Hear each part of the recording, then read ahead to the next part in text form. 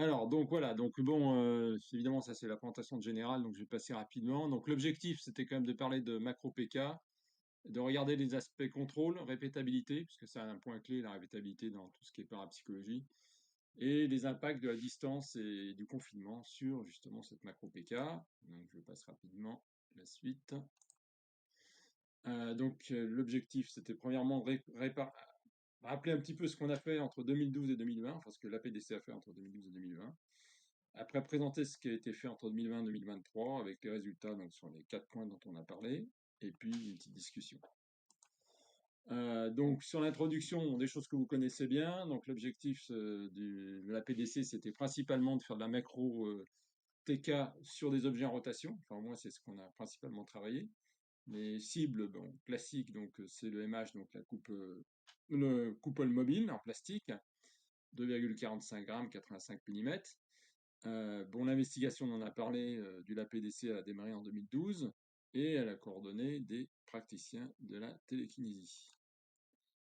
Alors, les forces en action sur ce type de mobile, ben, on a commencé à travailler, et notamment David, sur tout ce qui était mécanique, vibration, acoustique, etc. Donc, on montrait que, ben, a priori, c'était pas les mouvements du mobile qu'on observait venaient pas de la mécanique.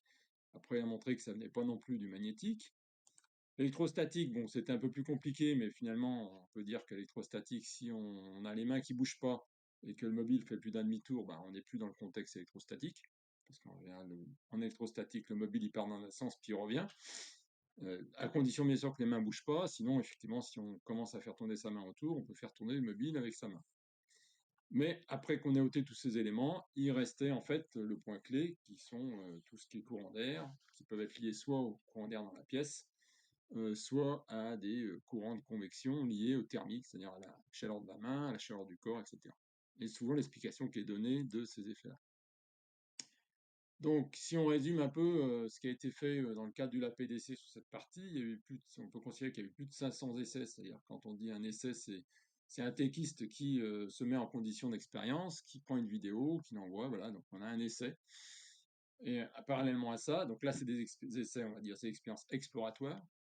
Et puis après, on a eu une série d'expériences en laboratoire, on peut dire, utilisant donc la PIV, donc, qui est une technologie qui permet de mesurer la vitesse des particules d'air, donc particle image velocimétrie, et qui permet donc, l'idée étant de dire, bah, si effectivement c'est l'air qui fait tourner le mobile, si on arrive à contrôler la vitesse des flux d'air et qu'on la compare avec la vitesse du mobile, on devrait avoir quelques idées. Et à deux niveaux, soit en disant, bah, effectivement, c'est l'air qui fait tourner le mobile, mais après on pourrait dire, bah, peut-être que l'air, il est influencé par télékinésie et que c'est en fait un moyen de la télékinésie de faire tourner le système. Donc ça avait en fait deux intérêts. Donc toutes les expériences qui ont été menées, elles ont été publiées donc notamment dans le journal scientifique d'exploration en 2018, où là on a publié à la fois la méthodologie PIV et aussi des premiers résultats.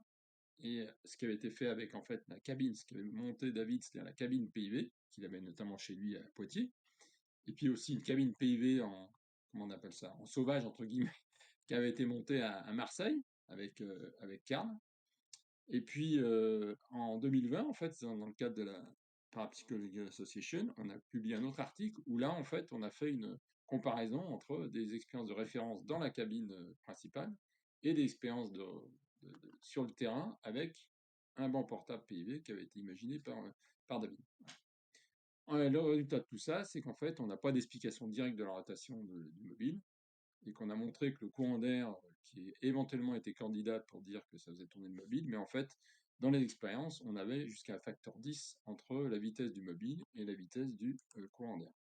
Et ça, juste pour synthétiser ces expériences, on a effectivement là, on trouve une expérience où on a un mobile ici et on génère de l'air avec une pompe.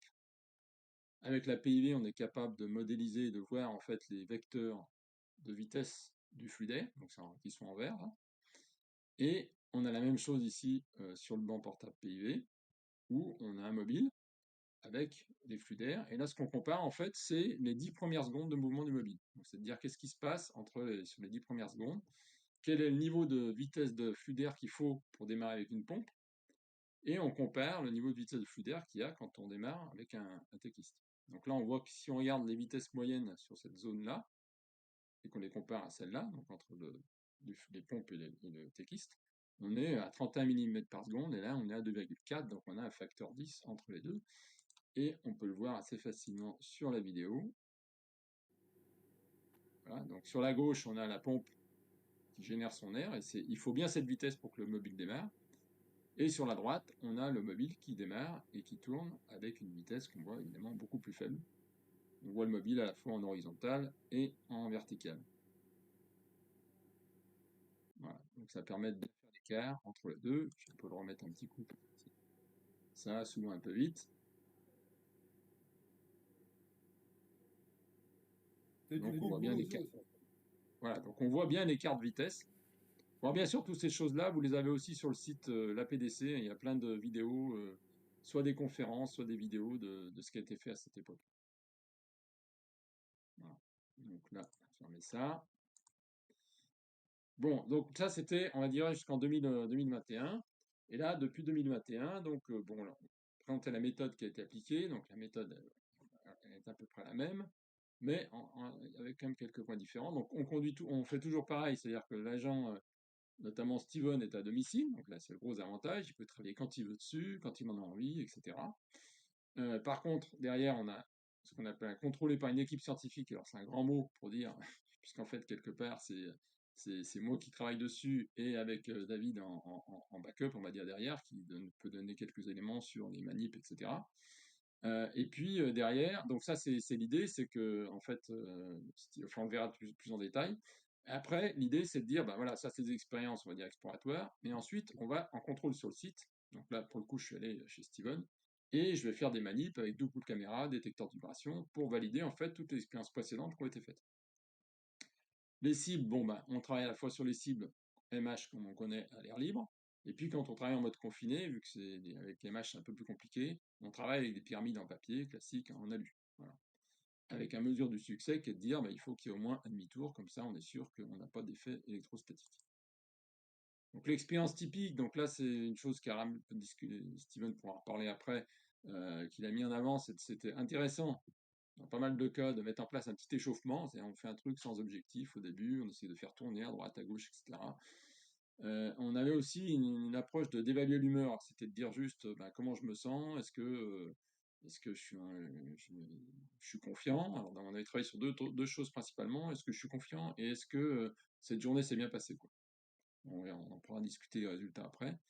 Définition de l'objectif, réglage des appareils, donc une ou deux caméras, la réalisation des essais, et puis derrière, comme on parlait Steven au début, donc il fait un rapport écrit, complet, hein, sur ce qu'il a fait, il met en place les vidéos, tout ça c'est mis sur le drive, et derrière, moi j'analyse tout ça au détail, je passe toutes les vidéos, et je fais mes commentaires, et puis on avance comme ça, par étapes, et on continue. Voilà.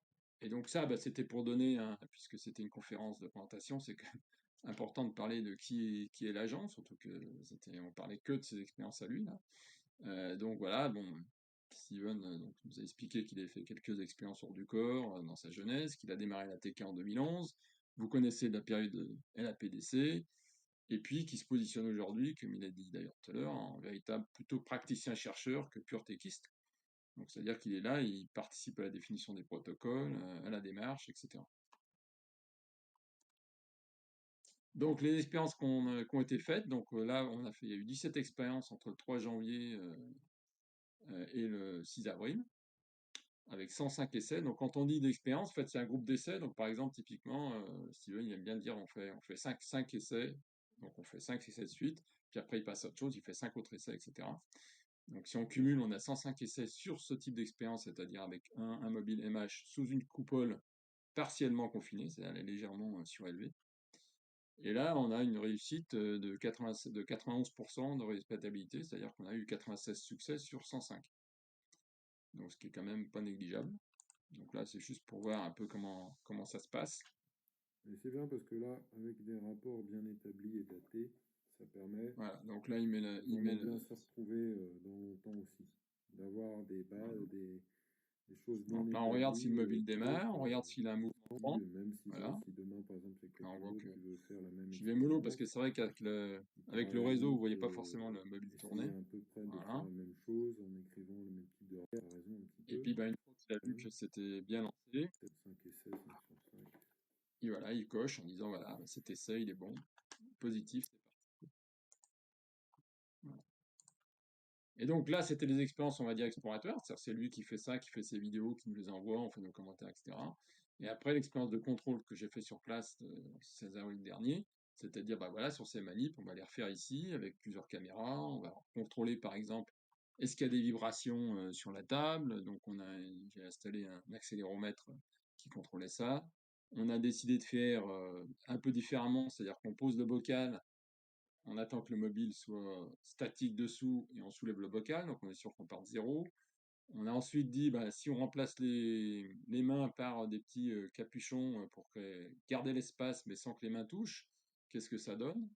Et voilà ce que, effectivement, ça a donné. Alors, donc là, ça va comme ça? Ouais. Donc là, le mobile était bien statique au départ. Là, il se met à tourner. On voit. De toute façon, cette expérience, Après, en fait, c'était juste on histoire met les d'avoir un capuchons. isolant quand On voit même, que le mobile tourne pas avec les capuchons, hein. en faisant de la C'est reproduction. important aussi. C'était Donc, il n'y a pas l'idée. un Mais courant t'avais une d'air autre quand aussi des énorme reproductions qui ferait avec tourner le mobile. des doubles bocaux, des machins. Ouais, ouais. Et puis après, donc, Steven essaye de le faire tourner, mais sans toucher sans toucher le bocal. Voilà. Très doucement, comme ça. Donc là, il a démarré le mobile. C'est super. Et puis petit J'essaie à de petit, il réduire, écarte les mains jusqu'à les avoir sur le côté. On voit que le mobile continue de tourner, y compris quand il écarte encore plus les mains. Voilà. Donc ça, c'était une expérience très intéressante parce que d'une part, bah, ça permet de voir une extension de ce qui était fait avant, et ça confirme complètement que voilà, on peut pas dire les expériences qu'on a vues avant qui étaient de forte répétabilité, c'était dû à un courant d'air ou c'était dû.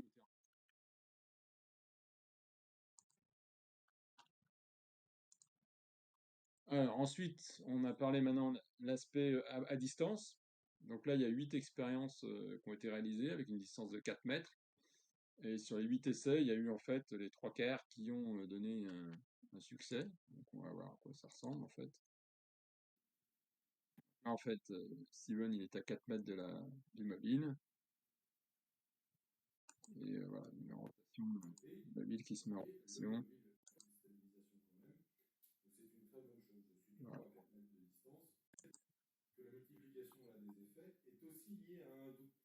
Voilà, donc là aussi, on est dans une notion de répétabilité, c'est-à-dire qu'on a quand même une répétitivité de 75% sur un effet qui est quand même très curieux. Donc après, on revient sur le confinement. Donc là, on a l'approche, c'est 2 pyramides en alu avec un double bocal. Donc là, on assure vraiment qu'il n'y ait pas d'air qui passe. Donc il y a eu 31 expériences entre novembre et juin 2023, 104 essais en tout. Globalement, comment on mesure la réussite? Ben, on attend que les mobiles soient stabilisés, parce qu'évidemment, quand on les pose, ben, ils bougent un petit peu. Donc on considère au bout de 20 secondes maxi, ils sont vraiment stabilisés. Et on regarde effectivement si on obtient des rotations. Et donc là, il y a eu quasiment 60% de répétabilité, avec des rotations de 1,5 minutes à 13 minutes. Donc on peut pas dire non plus que c'était juste un petit mouvement, quoi. Et certaines expérimentations se faisaient avec l'expérimentateur, non Steven, en dehors de la pièce, quoi.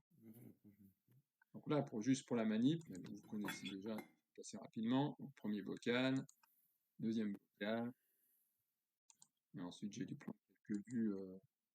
C'est Steven, pardon. Steven qui a pris parce que ça c'est lui qui a pris des vues de côté, voilà.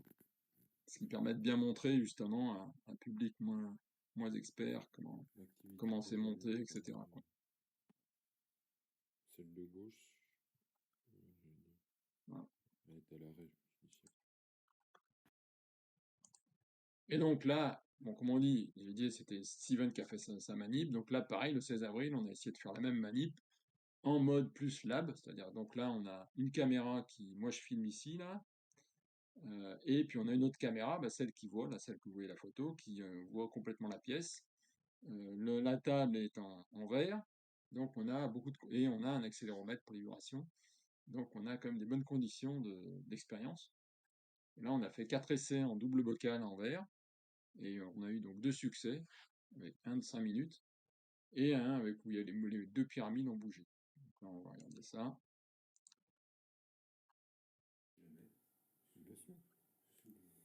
Voilà, donc mise en place des pyramides. Le premier bocal, Ça tourne? Oui, ça tourne. deuxième bocal.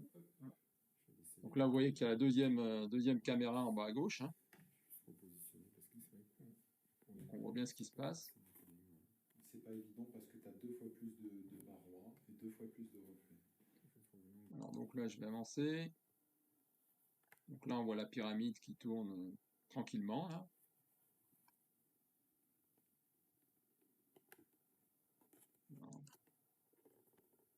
Et après, normalement, il y a la deuxième pyramide. Deuxième pyramide qui va se mettre aussi à tourner. Des petits fils tout fins avec un petit morceau d'alu. On peut avancer un peu. On avait réussi, je crois. Voilà, c'est ça. On voit la deuxième pyramide derrière, là, qui se met à tourner aussi. Alors qu'il ne réagissait uniquement au truc de l'aluminium. Donc c'est là qui était quand même pas mal à l'arrêt. Désolé les commentaires anglais, mais bon. C'est elle qui a pris le relais. Alors là, après, sur la fin, il y a un truc intéressant parce qu'on a à la fois la mesure d'accélération et on voit cette pyramide qui démarre. Donc on peut voir qu'effectivement, on voit aucune vibration et la pyramide qui démarre. En même temps, bon, pour le principe, j'ai en même temps l'accéléromètre. Voilà. Et puis bien sûr, la deuxième vue en haut de toute la salle, donc on voit bien qu'il n'y a pas d'autre influence a priori sur la vidéo. Donc après, l'idée, bah, c'est des pyramides en alu confiné, mais au lieu d'être à côté, c'est à distance. Donc là, il y a eu 5 expériences entre novembre et juin, distance de 0,5 mètres à plus de 10 mètres. Et il y a eu 15 succès sur 19. Apparemment, la distance ne semble pas influencer la vitesse de la cible, ce qui pouvait au départ. Parce que c'est vrai, quand on fait des manips, on a la tendance, quand on écarte la main, on a l'impression que le mobile se ralentit, et puis on ôte la main et puis s'arrête.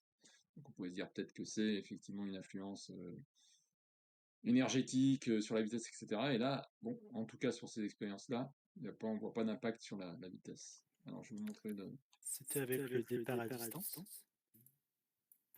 Alors voilà, là on va le voir tout de suite là ici. Donc ça c'est l'expérience qu'a monté Steven chez lui. Après on en verra une pareille où je suis en contrôle avec lui, quoi. Donc là il met les manips. Donc là on voit. Quand on est à distance, on n'est pas par internet. Là, pour l'instant c'est de la distance locale. Donc là il a mis les 2 pyramides des 2 bocaux. Il sort de la pièce. On va le voir, sortir de la pièce, voilà. Il sort de la pièce avec son téléphone, donc il a aussi la caméra. Voilà. Donc là, on voit qu'il y a une pyramide qui tourne légèrement, là. Lui, il est en train de parler, enfin, il va même à un moment donné, Steven, il va ouvrir pour voir si son chien va bien. Et ça va pas empêcher cette pyramide de tourner, de se mettre à tourner franchement vite. Voilà, il est en train de regarder son chien. Donc on peut pas dire qu'il est focalisé vraiment sur la pyramide, au moins consciemment. Voilà. Et on voit que ça tourne quand même plutôt bien, surtout on est quand même sous double bocal.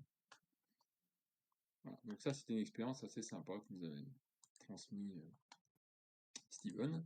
Et donc là pareil, donc en avril, on a fait un contrôle sur ce type de manip. Donc on a fait des essais avec pyramide sous bocal, donc il y avait une pyramide sous chaque bocal. Et là, en fait, l'idée, on a vu que, bon, à distance 2 mètres, ça tournait, que quand il s'est reculé, ça s'est arrêté, puis il est revenu, ça a redémarré, et puis finalement, donc là, j'ai mis une deuxième caméra ensuite, je me suis dit, il faut quand même qu'on voit la chose, et on va voir que ça, il a réussi à redémarrer sans être Et puis on fait la vision sur les pyramides. Donc on va voir là-dessus. Permet d'avoir fait complètement. Voilà, donc là, pyramide qui tourne déjà, avec un accéléromètre qui est à 0. Voilà. La pyramide qui tourne. Donc là, il se recule.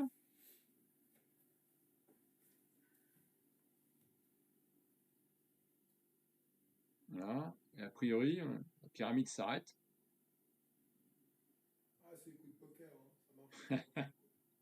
Si tu reviens, est-ce que ça va se mettre plus à tourner? Je suis pas sûr. Enfin, ça... Moi, je suis quand même à Ah, distance. bah si, ça se remet à tourner quand tu te rapproches. C'est quand même, je vais finir par mettre la caméra là-bas. Hein, c'est quand même intéressant, t'as eu un matin que tu fais. On a eu l'impression quand même que tu as reculé, ça s'est arrêté. Et... Là, oui, c'est des choses qui. Mais des fois, il y a une. Voilà, donc là, on met la deuxième caméra. De proximité, mais des fois, cette corrélation de proximité est cassée. Donc là, on a ça. Alors peut-être que. Bon, je passe rapidement, mais donc après, on voit que la pyramide tourne bien, De toute façon. sachant que Steven est en train de discuter à 1,5 mètre de la pyramide. On le voit sur cette vidéo. Et là, donc, il remonte dans l'escalier. Donc là, on ne le voit plus. Hein, et puis derrière, en fait, il est là-haut, là, il y a la cloison. On voit que la pyramide commence à, enfin, même accélère légèrement. En fait. Tourner, là. Tranquillement. Attends, qu'est-ce qu'elle redémarre bien, quoi. Elle était vraiment en sourdine. Je vois juste le bas de l'escalier. On peut conclure que l'action à distance. Voilà, on le voit redescendre ici. Voilà. Donc voilà, pour, disons, pour des observateurs extérieurs, c'est intéressant parce que voilà, on a un contrôle de ce qui se passe. Donc ça, c'était très intéressant. Alors après, le dernier point, donc, qui est un point très important, et qui d'ailleurs intéresse beaucoup aussi Steven, c'est le niveau de contrôle sur l'activité de la cible. C'est-à-dire jusqu'à maintenant, on voit des expériences où ben voilà, le truc démarre, mais est-ce qu'on est capable de dire ça doit démarrer maintenant, ça doit s'arrêter à tel moment, est-ce qu'on est capable de dire ça doit changer de sens, etc. etc. quoi. Et donc là, Steven, il a proposé, parce qu'il dit, ben voilà, des fois, je démarre, et puis le mobile, il tourne, et puis en fait, quelque part, il veut pas s'arrêter, entre guillemets. Ça fait un peu rire, mais bon. Donc l'idée, c'est de dire, bah, plutôt que de dire bah, on attend que ça s'il s'arrête ou autre, on jauge un changement d'activité. Donc soit le mobile il est à l'arrêt depuis tout le long et on dit bah on démarre, éventuellement avec un sens. Soit le mobile il n'arrête pas de tourner et à ce moment-là on dit bah voilà à un moment donné il faut qu'il s'arrête. Quoi. Donc en fait le principe on attend une activité stabilisée et à partir de cette activité stabilisée on donne un signal et on regarde si effectivement il y a un changement d'activité en rapport avec ce signal. Et donc là, il y a une expérience très intéressante qui a été faite. Voilà, donc là, on a démarré ici à 0. En fait, pendant 1 minute, donc je vais vous passer la minute complète, le mobile ne tourne quasiment pas. Ok, au vu de la tendance, on va essayer de créer une rotation. Voilà, donc il dit au vu de la tendance, on va essayer de créer une rotation. Il va donner un top. Top. Voilà. Mobile démarre. Et on voit un léger mouvement du mobile. Après, il repart un peu dans l'autre sens. Il fait une belle rotation. Et puis finalement, après, il prend une rotation complète. Il tourne tranquillement. Et donc là, il se met en rotation continue. Et donc là, après, ils disent, donc on est à 2 minutes. Enfin, il a démarré vers 1 minute 10 par là, enfin 1 minute 10. Et là, maintenant, après, il va dire qu'il veut que le mobile s'arrête. Donc on va essayer de tourner dessus. Hop. 2020, je crois qu'on était à 2030. Bon, nous pouvons essayer de l'arrêter au top aussi. Voilà, donc je ne sais pas si vous entendez bien, nous pouvons essayer de l'arrêter. Je ne garantis rien. Et à ce moment-là, sur la courbe de ralentissement, il y a une méga ralentissement. Là, il a annoncé un top, on n'a peut-être pas entendu. Et on a le mobile qui effectivement s'arrête. Et après, donc, après un arrêt, il propose de le redémarrer. Non, il propose de le redémarrer en sens, je crois, horaire.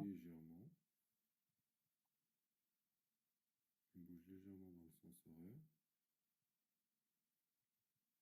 Au top. Voilà, c'est ça. Je vais tenter de le refaire tourner dans le sens anti-horaire.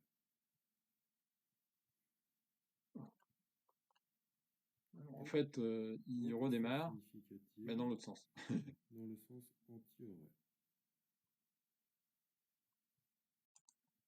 ça. Donc il va avoir une rotation significative. Et il se met à faire une rotation significative, mais pas dans le bon sens. Mais je vous le laisse, je vais vous l'envoyer. Voilà. Donc il y a toujours des Là, ce que je peux dire, petites jokes, mais voilà, c'était quand même, il y avait des corrélations. Alors, si on veut analyser la corrélation sur une expérience comme ça, donc on peut essayer d'analyser sous forme binaire, c'est-à-dire on dit soit on est en activité, donc on est là, soit on est, soit on n'est pas en activité, on est à 0, soit on est en activité, on est à 1, d'accord? Donc là, on peut positionner sur le temps, là on a la durée ici, en secondes. Donc on a l'annonce, par exemple, il dit nous allons essayer de créer une rotation au top, et puis il dit top, et là effectivement, on a le mobile qui a fait des petits mouvements, et qui après finalement a démarré et a fait un grand mouvement. Donc là, dans l'analyse probabilistique, on va tenir compte de deux cas. Le cas où on prend en compte les petits mouvements, et le cas où on ne les prend pas en compte, on prend que le grand mouvement.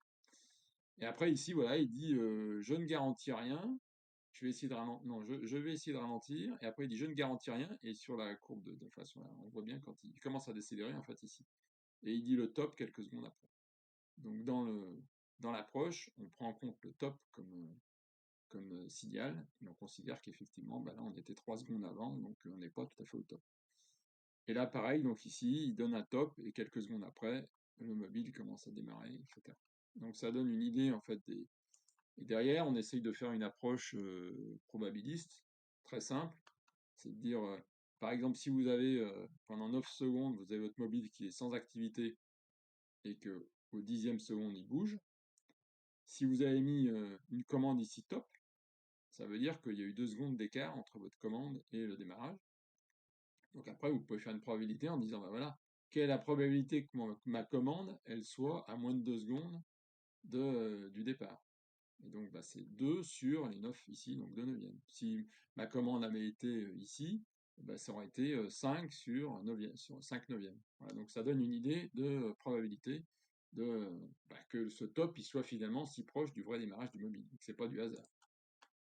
Donc si on fait cette logique sur l'expérience précédente, et on prend en compte les petits mouvements dans un premier temps, si on prend en compte les petits mouvements qui ont eu lieu dès le top, bah, on est à une seconde quasiment, au moment où il l'a dit, il y a quasiment une seconde, ça s'est fait, donc on est une chance sur 70, puisqu'il y avait 70 secondes que le mobile était en non-activité.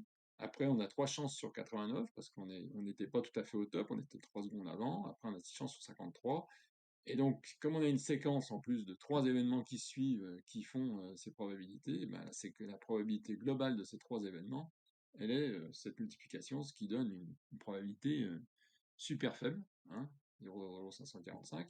Et si on veut être un peu plus dur et qu'on dit oh, bah, les petits mouvements, on ne va pas les prendre en compte et on prend en compte que le grand mouvement, eh bien on est quand même une probabilité de 1 pour 1000 sur cet exemple-là. Alors bon, tous les exemples ne sont pas aussi, parce que là en plus on a pu cumuler trois choses de suite.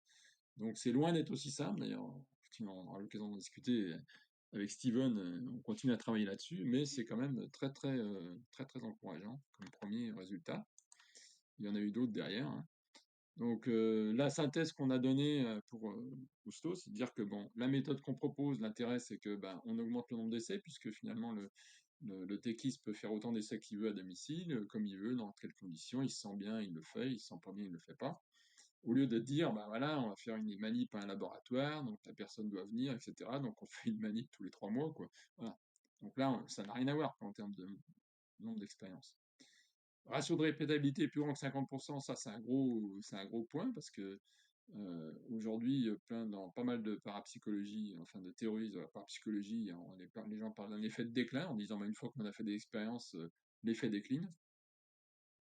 Et notamment quand on augmente la documentation, plus on documente un effet, entre guillemets, plus il y a des chances qu'il décline. Et c'est lié à des théories, notamment, enfin, on aura le temps d'en discuter. Et donc là, on peut dire qu'on est en contradiction avec ces théories.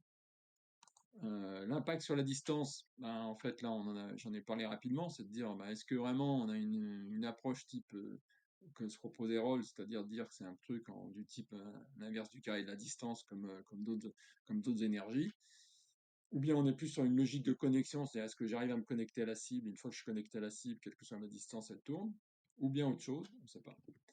Voilà. Et donc là, l'intérêt, ça serait de pouvoir mettre des expériences sur Internet, Donc on a commencé, moi j'ai déjà pas mal travaillé avec d'autres personnes aussi sur Internet. Pour l'instant, je suis pas arrivé encore à des résultats avec des résultats significatifs, hein. On a des résultats, mais qui sont quand même, on reste dans l'aléatoire. Et après, donc l'autre point sur le confinement, bah, c'est de dire, c'est quand même bizarre, depuis le début on le sait, hein, quand on met un MH c'est très compliqué, quand on met des cibles plus faibles ça arrive à tourner.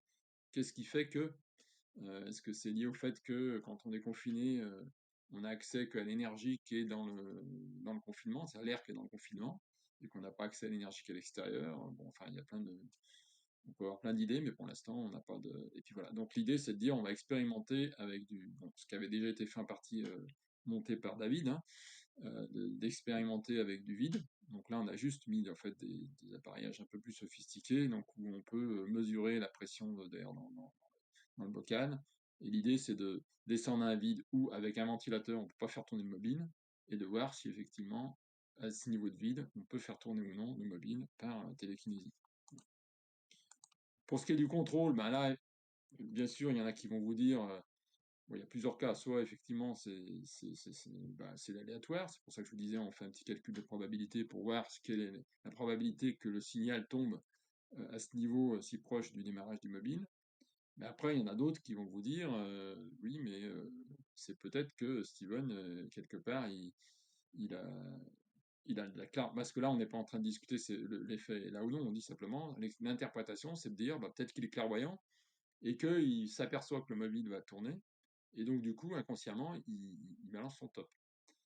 Donc ça, c'est bon. Il y en a un qui a fait ça, qui s'appelle Kevin May, qui a fait en fait un truc qui s'appelle Decision Augmented Theory et qui positionne que pratiquement tous les effets PK pour lui, c'est de la clairvoyance, quoi.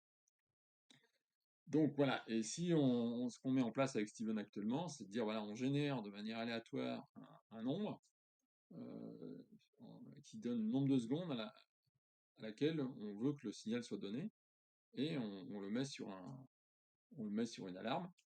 Et donc, du coup, c'est pas Steven qui décide déjà à quel moment c'est aléatoire.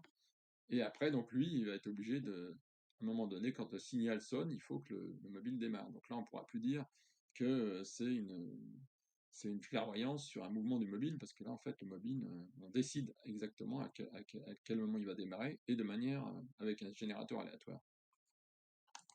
Voilà, donc j'ai fini là-dessus. Ça permet de voir un peu tout ce qui s'est raconté.